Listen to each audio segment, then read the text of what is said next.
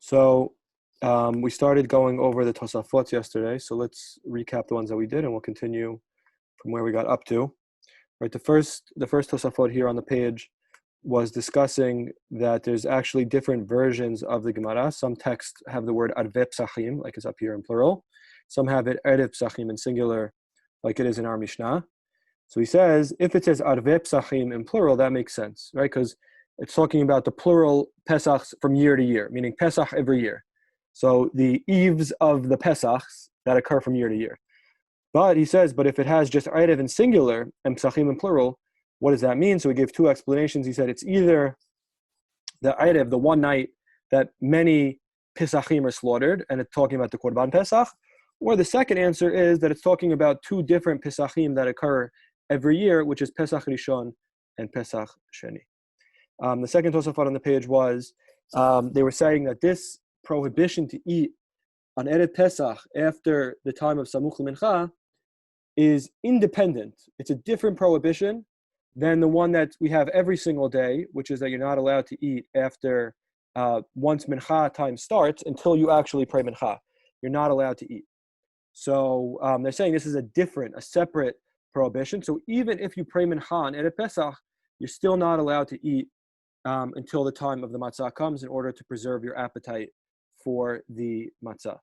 So if you want to break down different ways that you would not be allowed to eat, there's Mincha, which occurs every day, and there's the matzah, which only occurs on Erev Pesach, where since we have to preserve our appetites for the matzah, we have to stop eating from Samuch L'Mincha and onwards, from 9 hours and onwards. And then they went on to ask a very interesting question, which we saw that Rambam also asks, which is, when the Mishnah said Lo Yochal Adam, which type of food was it saying not to eat? Okay, and we could scratch a few things off the list. Hametz was already banned the whole day from the morning on. Matzah was already banned the whole day. So when it said don't eat, it can't be talking about matzah. It can't be talking about hametz.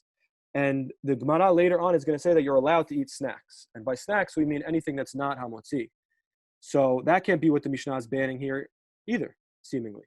So the Tosafot say, no, there actually is another category of food. It's called egg matzah, matzah ashira, and that's what the Mishnah meant when it said stop eating. Because matzah ashira, you're allowed to eat on Erev Pesach, but you have to stop eating at Samuch L'Mincha in order to make sure that you have an appetite for the Seder. So even though you're allowed to eat snacks, you're not allowed to snack on that, anymore, once you get to the time of Samuch L'Mincha.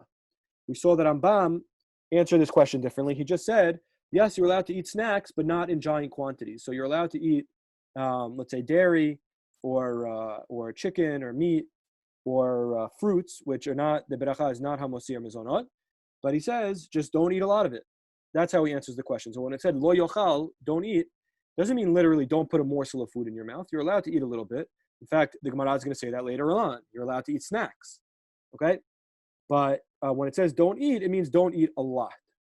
And that's how the Rambam addresses that question. Okay, and that brings us to the final one that we got up to, which is where we'll pick up today, which is the Tosafot discussing a Gemara, which comes up earlier in the Masechet, which is where it says the Bisekot Shel Nochrim. So I actually wanted to show you guys that Gemara before we go ahead with the Tosafot. Okay, the Gemara over there, this is on Daf Mem Amud Aleph in Pesachim, using Safaria instead of Merkava, just because it's a little easier to read. Okay, this is a quote from the Gemara in Masechet Pesachim, our Masechet. Okay, but earlier. Okay, a bunch of pages earlier, and it says the following. It says the Amar Rav Huna Bisekot Shel Goyim. Goyim and Nochrim is the same words. Okay, Nochri and Goy mean a non-Jew. Adam mimalek kereso mehen. A person is allowed to fill himself up on them. Ubivad sheyochal kazayit matzah ba'acharona. As long as he eats a kazayit of what we say is shmura matzah, right? Jewish matzah. Okay, because you're allowed to eat bitzekot shel goyim. You're allowed to eat dough prepared by a goy. So I mentioned last night, if anybody said this nowadays, they'd be excommunicated. It sounds, totally against what we do. But the halakha is technically you could buy dough from a goy. Rashi explains that there's different signs. You could tell based on the pattern of the cracks on the dough whether or not it's become chametz or not. So technically, you're allowed to go to Trader Joe's and go to the dough aisle, and if you see doughs there that look like they're not hametz, you're allowed to buy them and bake them and make a matzah out of it and eat it. But you can't use that matzah to fulfill the mitzvah. Okay, so it's not chametz. You're allowed to eat it on Pesach, but you're not allowed to use it for the mitzvah of matzah, because for the mitzvah of matzah, we require shmura matzah. We require mitzvah matzah that was watched from the time that it was harvested. And this was obviously not watched from the time that it was harvested, because a goy harvested the wheat and kneaded the dough. Okay, so you're allowed to eat it, just not fulfill your obligation. That's what it says. And it says specifically, you could do it even at the seder. Unbelievable, right? Unbelievable. So that's the Gemara over there on Daf Mem Amud Aleph. Now Tosafot say, contrast that to our Gemara right here, our Mishnah rather, where our Mishnah says, don't eat samuch lemincha, because you might spoil your appetite. And yet, the Gemara earlier on Daf Mem said, you're allowed to even eat during the seder. So the Tosafot, let's read the question again and we'll read the answer. We saw the answer last night, but let's review. The Tosafot say, V'im tomar, if you will ask, Beha amar b'chol sha'a, it says in Perek Chol Sha'a, right, the Perek that we just looked at on Daf Mem Amud Aleph, B'sekot shel nochrim, the doughs of non-Jews, Mimale adam kereso mehem. A person is allowed to fill up on them. He's allowed to eat them. Ubilvad sheyochal kazayit matzah ba'acharona. As long as he eats a kazayit of kosher shmura matzah last to fulfill the obligation. Behacha, here in our Mishnah, asad le'echol, we're banning eating, afilu miba'od yom. We're banning eating even from already during the daytime, from 9 hours and onwards. It's still broad daylight. So why here are we so strict that we say during the day you already have to stop eating? But over there they said you could even eat during the seder. You could even eat during the night. On the seder night, you're allowed to snack on these crackers, the matzah crackers. So what do they answer? They answer, v'yesh lomad, we can answer, the be'ota su'uda adam nizhar. Within the same meal, a person will be careful. Meaning, if I'm sitting at the seder already, and I know in 35 minutes I'm going to eat matzah, so even if I snack on some crackers, I know that I'm not going to eat too many crackers and then spoil my appetite, because I know in 35 minutes I'm going to eat the matzah. Right? Ve'eno ochel kol sova. He's not going to eat to his fullest content. In order that he could eat the matzah and have an appetite. From already during the daytime, in adam nizhar. Person's not careful. He's not thinking at 9 hours, in 4 hours I'm eating matzah. Ve'ochel kol sova. He's going to eat to his full content. V'savad, and he thought, sha'ad halayla yitaveh. He thinks, by the time night rolls around, I'll be hungry again. The adrabah, the opposite is really true. Yiyeh saveya yoter. He's going to be even fuller. Why? Ki yitparecha ma'achal b'me'av. The food will be blessed inside of him. The food will digest. And like I said yesterday, sometimes this happens. When you're eating and you're hungry, you eat a lot, and you think, okay, but I'm still hungry, because you're still eating, right? But then after the meal is over, you're like, oh, I ate so much, right? Because the food starts to solidify in your stomach as the digestion begins. So that's what happens to this guy. He thinks, okay, the seder is in 5 hours. What's the big deal if I eat now? And he's eating and he's eating and he's eating. And then all of a sudden, the seder comes and he says, oh my gosh, I ate a few hours ago. I'm still full. So that's the first part of this Tosafot. We bring a Gemara from Mem Amud Aleph that says you're allowed to snack on dough, obviously baked dough, not raw dough, baked dough that was prepared by Goyim. The Tosafot asks, how could you possibly permit snacking during the seder if we said you're not even allowed to eat from the daytime already? So we said, no, since you're snacking so close to the meal, you're going to be careful. But to eat before, during the day, there's no way you're going to be careful. That's the first part of the Tosafot. Any thoughts on this? Ezra B., I saw your hand before. Is that a question? No, it's just when we were talking about the food that you could eat, like I was gonna say the fruit matzah. Awesome, excellent. Thank you, Ezra. What about parakum? How can you eat a goy's bread or a goy's matzah? Good question. So it's a machloket how to interpret that Gemara. Some Rishonim say that you buy it as dough and then you bake it, so it's not parakum. Other opinions say that you supervise the baking. But yeah, Also, parakum, the laws are a little bit complicated. There's certain scenarios that parakum doesn't apply. In fact, the Gemara implies that there were certain communities, entire communities, that didn't hold a parakum, which is just an interesting, just an interesting thing. Of course, the custom, and that became ultimately the halakha, is that we do follow parakum. But there are limitations to when it applies. And but anyway, there are Rishonim that approach. It seems that most Rishonim assume that you're buying it while it's still in dough form, because that's how you could. It's easier to identify whether the dough became chametz than whether the bread became chametz. Because dough, if you look at it, it has certain cracks in it once it leavens, once it becomes chametz. Once you bake it, if they smooth it out thin enough and they bake it, you're not going to really be able to tell whether it leavened or not. So that's why, yes, excellent question, Isaac. Most of the Rishonim assume that you're buying it while it's still dough. So, okay. So that's the first part of the Tosafot. Now, Tosafot are going to ask a question from another Gemara, which I'll show you guys, from Kof Zayin Amud Bet. Now, Kof Zayin Amud Bet, the Gemara actually gives a bunch of exceptions to this rule in this Mishnah. Right? This is actually what Tosafot mentioned in the previous Tosafot, which is that the Gemara says you're allowed to eat snacks. And the reason you're allowed to eat snacks is because the Gemara assumes, and I think most of us could testify that we've experienced this, but when you're on a completely empty stomach, you actually don't have that much room to eat. The ideal thing is to be on, not an empty stomach, but, have a little bit in your stomach so that your stomach is open, but you have room for more. And therefore, actually, the Gemara, Ezrat Hashem, will get there, but on Kof Zayin Amud Bet gives a bunch of different examples of appetizers that you're allowed to eat, or snacks, and they say that many of the rabbis had the custom to do this, to open up the appetite for the matzah. They actually quote a pasuk that says, that compares it to plowing a field from the Navi, right here. Right? Niru lachem nir ve'al tizru el kosim. Make sure to plow the field and don't plant while there's thorns, meaning make sure to rip all the thorns out of the field before you plant, because if you plant while there's thorns, the seeds are not going to be able to germinate and grow. So it says the same thing. If you come to a meal with a totally empty stomach, you're not going to be able to. Your eating of the matzah is not going to be on a good. It's not going to be fertile. Instead, the same way you plow a field before you plant, eat a few appetizers to open up your appetite. So that's the mashal the Gemara gives. And then one of the strategies the Gemara advocates is that Rava says that wine, surprisingly, he says wine has the ability to increase the appetite.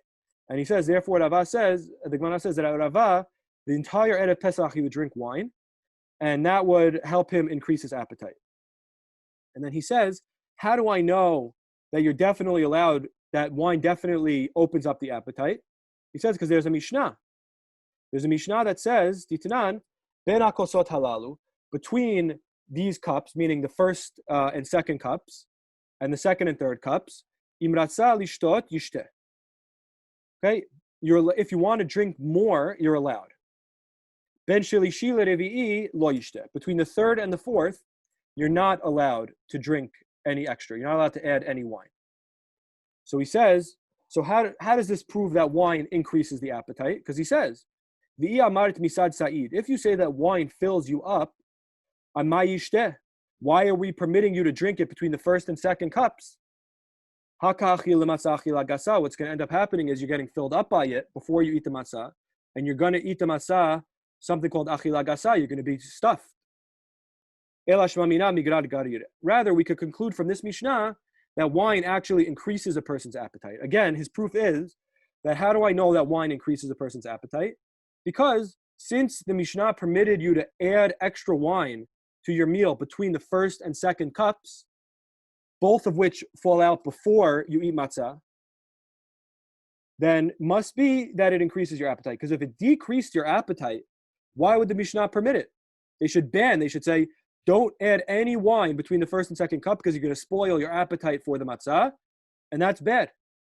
So the fact that they permit drinking between the first and second cups proves, according to Rava, that wine actually increases your appetite. Okay? So now the Tosafot are going to ask a question on this Gemara as compared to what we just said. Okay, so let's take a look back into the Tosafot. Doesn't it depend on the amount you drink, whether it whets your appetite or fills you up? Good. So the Tosafot actually there on here on Kofchet, actually I could show it to you since you asked.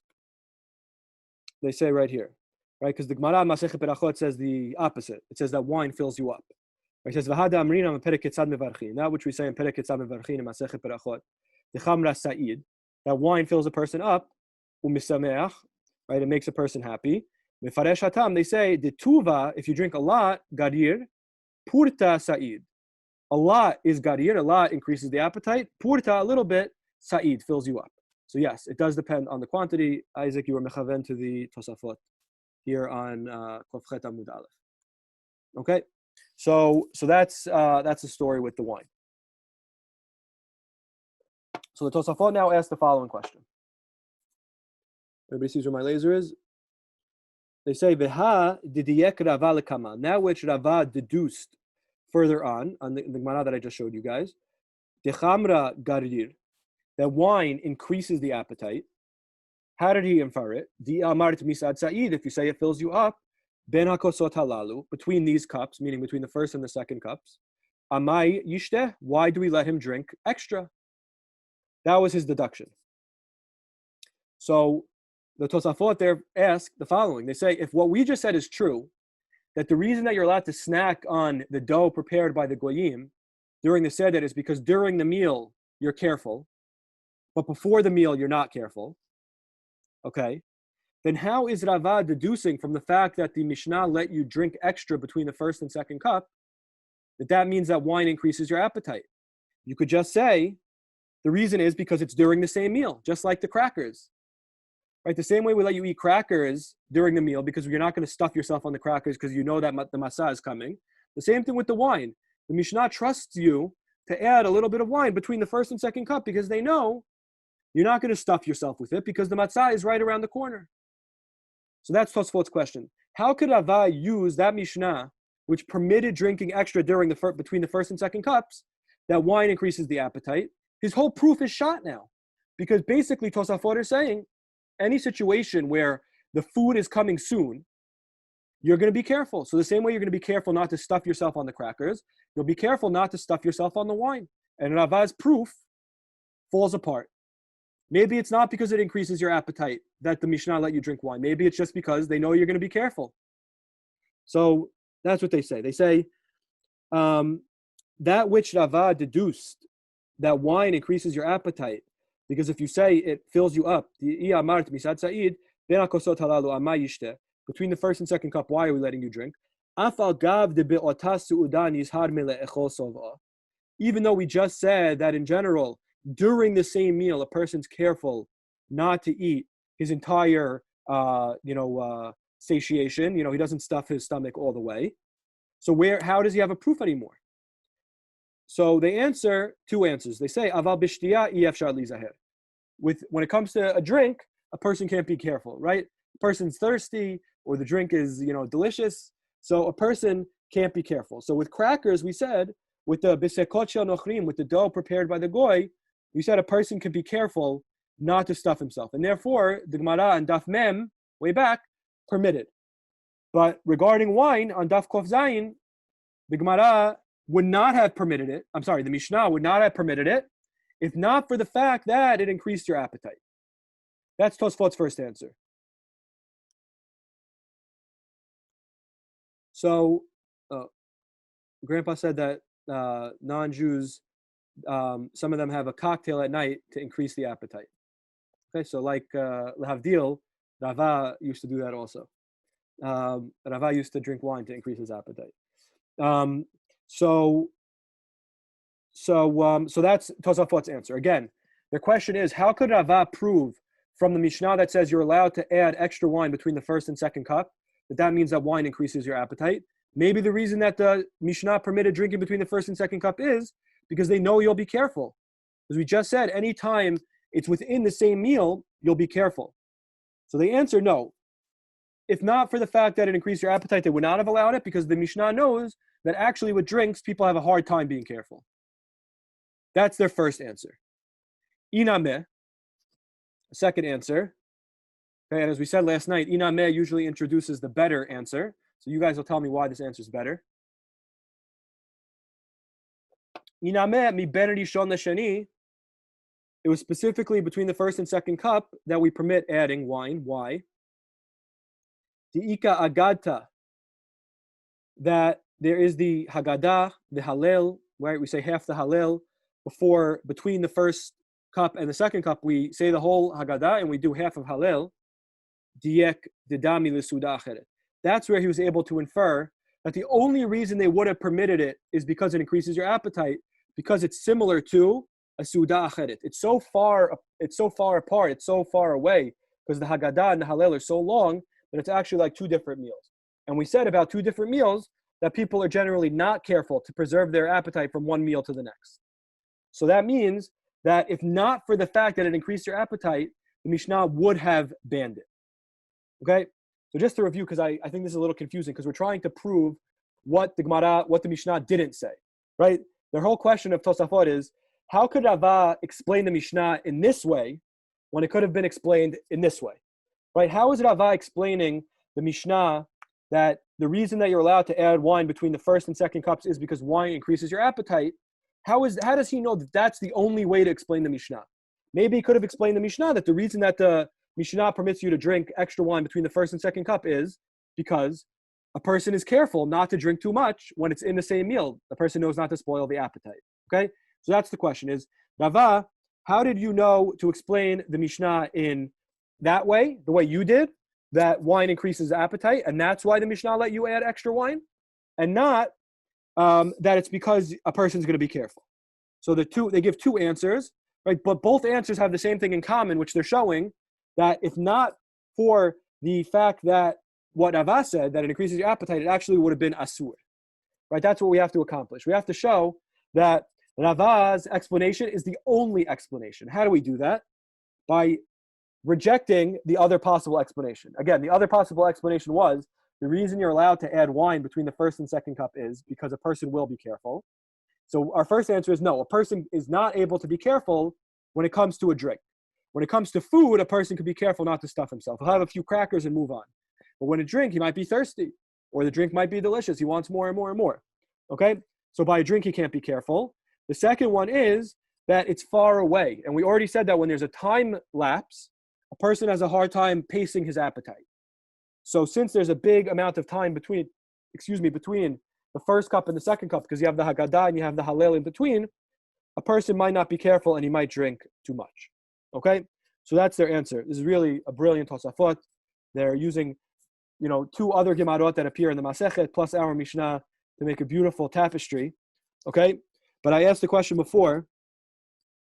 Again, we usually try and find, when we see an Inameh, what's better about the second answer than the first. So can any suggestions about what's better about the second answer than the first? Again, the first answer was, how do we know that Rava was right and that a person is not careful when it comes to drinking wine? The first answer is because it's hard to be careful when it comes to a drink. The second answer is because it's far away and therefore they won't be careful. So what's better about the second answer than the first? You could synthesize the two opinions. You could say that the reason you can't hold yourself back is because of the magid and it's so long that you're not going to be able to pace yourself. Because what else would be the reason why you can't pace yourself with a drink but you can with food? What would be the practical difference between the two? Ah, excellent. I love it. Okay, so Isaac is suggesting that the first answer is making sort of an arbitrary difference. It's saying, well, food you could be careful and drinks you can't, even within the same meal. Food, it's easy to be careful within the same meal, drinks you're not. But that's kind of an arbitrary difference. So the second answer is less arbitrary. Awesome. Any other suggestions? I actually had a different one in mind. So if anybody has another one, there's still one on the board to be claimed.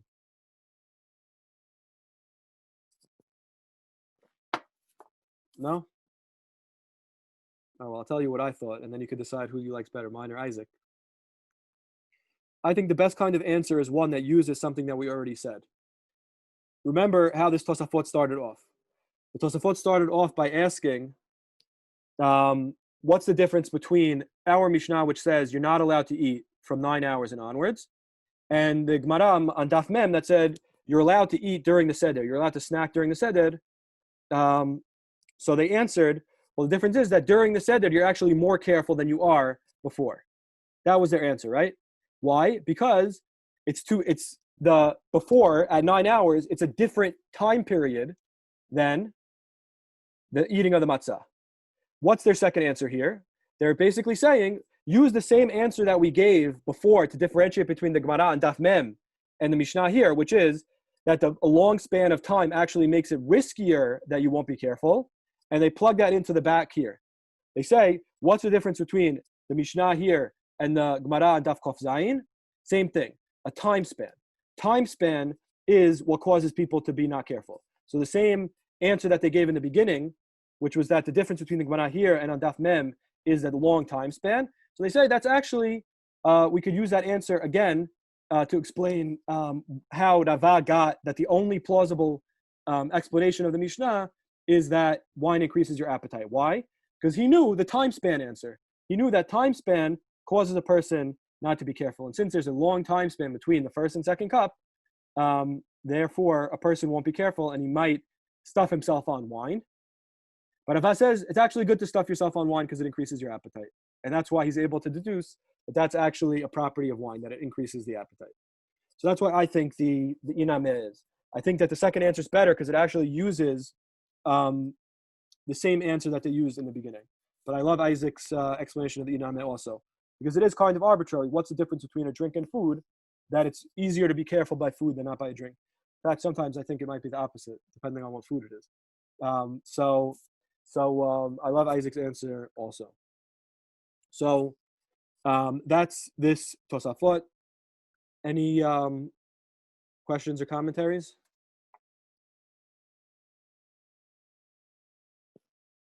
Concerns? No? Anything from the burgers? Okay. So let's just do a quick recap again. The Tosafot asked the question. They said, our Mishnah here says you're not allowed to eat from 9 hours and onwards. But the Gemara and Daf Mem says you're allowed to eat bisekot nochrim. You could eat, matzah that's not for the purpose of the mitzvah, even at the seder. So they said it doesn't make sense. We're banning food from 9 hours, but then during the seder you're allowed to start snacking. So they answered no. That it's actually harder to be careful at 9 hours than it is during the seder, because during the seder, matzah is right around the corner. Let me pace myself. But at 9 hours, you don't pace yourself. Okay. Then they asked, well, what about later? Rava, he deduces from a Mishnah that says you're allowed to drink extra wine between the first and second cup, that wine must increase your appetite. Because if not for that, then why in the world are they letting you drink it? You might spoil your appetite for the matzah. So it must be that if they're letting you drink it, they know it's not going to spoil it and it's going to increase your appetite. So the Tosfot say, how could he make such a claim? Maybe actually the reason that it's permitted to drink extra wine between the first and second cup is because of what we said, that during the same meal, people are careful to pace themselves. So a person's going to pace himself. He's not going to stuff himself on the wine, and he'll have room for the matzah. So they say either a person has a hard time pacing themselves for wine, so therefore the Mishnah should not have allowed it, but they allowed it because it increases your appetite, like Rava said, or that it's because there's a long time span. And when there's a long time span, people are not careful. And again, so since people are not careful, really they should have banned wine. But they didn't ban wine. Why didn't they ban wine? Must be because it increases your appetite, and Rava is correct. Okay, so everything ends up nice and neat.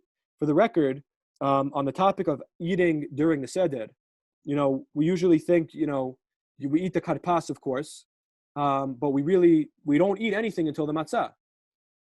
So it's actually not a complete story. First of all, we see here the Gemara itself says that you're allowed to eat the bisekot nochrim. And in fact, Grandpa says this, and I saw Chacham Ovadia brings it also, that the custom of when to eat the egg, many people have the custom to eat the egg after the korech, but actually the original custom, and Chacham Ovadia brings this down, is to eat the egg at the beginning of the magid. And some of the commentaries say the reason is so that you're not hungry during the magid. So I think I saw maybe Chacham Ovadia also, or Rabbi Mazuz, I don't remember. It says that some people have a custom to eat a little bit of rice at that time. Again, a little bit of appetizer to get you through the magid, and also to open up your stomach so that when the matzah comes, it's not on a totally empty stomach. So there are different customs out there. Again, most people nowadays don't. Most people from the karpas to the matzah don't eat anything. But you see in the time of the Gemara, it seems that they might have eaten other stuff, and some people, and in fact some Syrians, do have that custom to eat during the Seder. The idea being that you'll eat a little bit. Of course, as the Tosafot say, you have to be careful not to stuff yourself. That's just an interesting note from modern times. So all good with this Tosafot? Awesome. Okay. Now, actually, if anybody is not confused yet, I'll confuse you with one more thing. I actually had my own thought on this, which was that I have a different answer to Tosafot's question, which was, how can Rava claim that that the only reason that the Mishnah would have permitted drinking wine is if it increased your appetite, when they say, well, there's another explanation, which might be that it's in the same meal, right? They reject that in the end, and they defend Rava. But actually, there's another way to explain Rava, which is that if you look here back at the Mishnah that they're quoting on Daf Kof Zayin Amud Bet and Kof Chet Amud Aleph, right? It says between the first and second cup you could add if you want, but between the third and fourth you're not allowed. So you could answer, it's actually the contrast between what we say about the first and second and the third and fourth that Rava got his conclusion. And in fact, this is not my original idea. The Rashbam actually here says this, which is that it's specifically the contrast. The Mishnah bans adding extra wine between the third and fourth cups because the halakha actually is you're supposed to have 4 cups, and we don't want you to add to the cups, right? We have 4 cups, we said, because of the 4 lashonot of Geula. So you're not supposed to add to the cups. But then why in the world did they let you add between the first and second cups? So Rava, when he read the Mishnah, he said, wait a minute. We're not letting you add between the third and fourth cups because we don't want to add to the total number of cups. But we're letting you add between the first and second cups, even though we said we don't want you to add. Must be that there's something special about adding wine between the first and second cups. What is that special thing? It's that it increases your appetite, and it's going to make your matzah experience even better. So to answer Tosafot's question, how could Rava make the claim that the only explanation of the reason that the Mishnah permitted drinking wine between the first and second cup is because it increases your appetite? And they say, but what about our explanation? So actually, I think he had another trick up his sleeve, which was the end of the Mishnah, which banned it during the third and fourth cups. So when you contrast the fact that it's permitted between the first and second, and it's banned between the third and fourth, that's what showed Rava that there must be something unique about wine, that the Mishnah only allowed it between the first and second, and not between the third and fourth. That was just my own thought on this Tosafot. I didn't research if anybody else makes this comment, but I'd be happy if they did. So anyway, this is a really beautiful Tosafot. You see the brilliance of Tosafot, that they're able to take Gemarot from all over the Masechet and compare them and contrast them and come out with a really beautiful discussion. Okay. This next one's a little long. I guess we'll introduce it, and Bezrat Hashem on Monday we'll review. We said in our Mishnah, Erev Pesachim samuch lemincha, lo yochol adam ad shetechshach, until it gets dark. Okay, that's what our Mishnah says. Don't eat from samuch lemincha, from 9 hours until it gets dark. So Tosfot quoted an interesting question. They say ad shetechshach. They say makshim. The question is asked, meaning, in their Tosafot, again, was not one rabbi. Tosafot was a network of rabbis in all different schools. So makshim, they're saying, the question has been asked, right? There's a question out there. Amai itztrich ad shetechshach. Why do you need these words, ad shetechshach, until it gets dark? Pshita, it's obvious, right? It's obvious that if you can't eat until you have the seder, and the seder doesn't start until it gets dark, right? The holiday starts at night. Then why do we need to say, Erev Pesachim samuch lemincha, lo yochal adam ad shetechshach, until it gets dark? Could have just said, Erev Pesachim samuch lemincha, lo yochal adam. On Erev Pesach, from samuch lemincha, stop eating. Why did it have to give the end time, right? We understand it has to give the start time to when you have to stop eating, but why does it have to give the end time to when you're allowed to resume eating? We know you're allowed to resume eating once the holiday starts, okay? So Pshita, that's their question. It's obvious that the end time of the ban What did we think? If they didn't tell us that you could eat when it gets dark, that a person's going to fast for the next 10 years, what did they think? It's obvious. You're going to start eating when it gets dark. That's when you're going to start your holiday meal. Okay? The odd, add to the question, that in the Gemara, actually here on the bottom of the page, Gabe Shabbatot v'yamim tovim, regarding Shabbat and Yom Tov, lo katani le. It doesn't give the end time. Right? What are they quoting? They're quoting here the Gemara. Show you guys. The Tanya, right? A Braita, lo yochal adam be'arveh Shabbatot v'yamim tovim min hamincha ulemala. A person on Erev Shabbat and Erev Yom Tov should not eat min hamincha ulemala, from mincha and onwards, kedesh yikanesh leShabbat keshutaveh, that he should enter Shabbat with an appetite. Divrei Rabbi Yehuda. That's the opinion of Rabbi Yehuda. So we see there, it gave the start time, right? Min hamincha ulemala, but it doesn't give the end time. So they're saying it's weird. In our Mishnah, we have the start time and an end time, Ad Shetechshach. But in the Braita, it only gave the start time, min hamincha. It didn't give the end time of Ad Shetechshach. So it seems that Ad Shetechshach is not necessary. We know when the end time of the ban on eating is. It's when the holiday starts, which is at nightfall. And B, in another Braita on this very page, we find that it's written without the end time. So why does our Mishnah have an end time? Ad Shetechshach. Everybody understand the question? Anybody brave enough to repeat the question? The question is, why does it say Ad Shetechshach in our Mishnah, but not in the Gemara when it repeats it? It gives an end time in the Mishnah, but not later in the Gemara. Good. Or the Gemara is actually quoting a Braita, though. The Gemara is quoting a Braita. So when we see that in the Braita, it didn't use the word Ad Shetechshach. It didn't give the end time. All right. And the first part of the question was that an end time is not even necessary. Everybody knows when the end time is. Nobody thought that it was an indefinite thing. We just go on, no eating forever. Nobody thought that. Okay, so answers the Gemara. Omer hari mi Corville, the di mi Corville. Corville is a place in France. He said, "The gabe masa davka ba'inan ad shetechshach." It's actually to emphasize that regarding masa specifically, you have to wait until nightfall. Keditanya batosefta, as is taught in the Tosefta. Tosefta, by the way, just like we have a Mishnah, which was written in the time period of the Tanaim. You have the Braita, which was also written in the time period of the Tanaim, and the Tosefta is also written in the time period of the Tanaim. The Tosefta is collections of statements specifically from the Bet Midrash of Rabbi Chia, but they didn't make it into the Mishnah.